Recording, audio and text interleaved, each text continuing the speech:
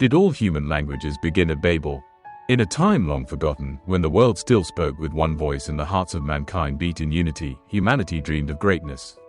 With ambition burning like fire in their bones, they journeyed eastward and settled in the land of Shinar, fertile, vast, and brimming with possibility. There, they began to build something that would change the course of history forever. A tower, not just a monument of stone and mortar, but of pride and defiance. Come, they said, let us build for ourselves a city and a tower with its top in the heavens, and let us make a name for ourselves, lest we be scattered over the face of the whole earth. But as the bricks stacked higher, so did their arrogance. They sought not unity with God, but independence from Him. They would reach the heavens not through righteousness, but through rebellion. Then God looked upon their work and saw not progress, but danger. For this united people, speaking one language and driven by one will, would stop at nothing. Not even moral ruin. So in divine wisdom and perfect judgment, God acted. He confused their language. Suddenly, one man's word became another man's mystery. The rhythm of unity collapsed into a cacophony of misunderstanding. Chaos erupted, not with fire or flood, but with silence where there was one speech, and confusion where there had been order. The builders, unable to communicate, left off their work. The city was abandoned. The tower stood incomplete, a monument not to man's greatness, but to the limits of his defiance. From there, God scattered them across the face of the earth. Different tongues gave rise to different tribes. Different speech birthed new nations. The world as we know it began to take shape. The place was called Babel, because there, God confused the language of all the earth. Many today scoff at this ancient account. They call it myth, folklore, a quaint attempt to explain the diversity of speech.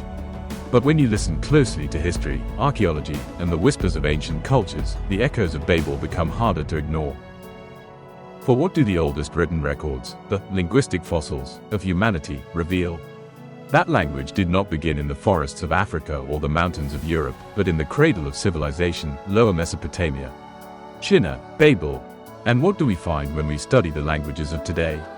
Not a single evolutionary path, but vast, distinct families of speech. Languages so different, so unique in structure and thought, that no simple evolutionary tree can explain them. One tribe in Myanmar speaks of a time when all people shared one tongue, before building a great tower that led to their scattering and the birth of many languages. The same legend appears in cultures from Africa to Asia, from the Americas to the Pacific Islands. These are not echoes of Hebrew storytelling, but fragments of memory, passed through generations across the globe. Could all these accounts, separated by oceans and centuries, be mere coincidence? Or are they distant testimonies of one dramatic moment, etched into the soul of humanity? What's more, the Bible never claims that all languages came from a single mother tongue. Instead, it describes something far more profound, the sudden and divine emergence of multiple, fully formed languages, each rich in thought, capable of poetry, philosophy, and worship. These were not primitive grunts. They were powerful, complex tongues, tools of civilization and identity. Modern science, too, confirms this truth. No tribe has ever been discovered with a simple, or Stone Age, language. Every tongue ever studied, no matter how remote, bears intricate rules of grammar, deep vocabulary, and cultural nuance. So what happened at Babel? Not the birth of speech, but the division of it. And God, in His sovereignty, turned the pride of mankind into a scattering that would fulfill His greater purpose, to fill the earth. But this is not the end of the story. The same God who once scattered humanity with many tongues has promised a future reversal. Through His word, He is teaching a pure language, not Hebrew or Greek, but truth. A unifying message that brings people of every nation and language together in spirit and purpose. As Zephaniah wrote, He will give to the peoples a changed or a pure language, so that they may all call on the name of God, to serve Him shoulder to shoulder. In a divided world of war and confusion, this is the hope that transforms. One God, one truth, one future language of unity.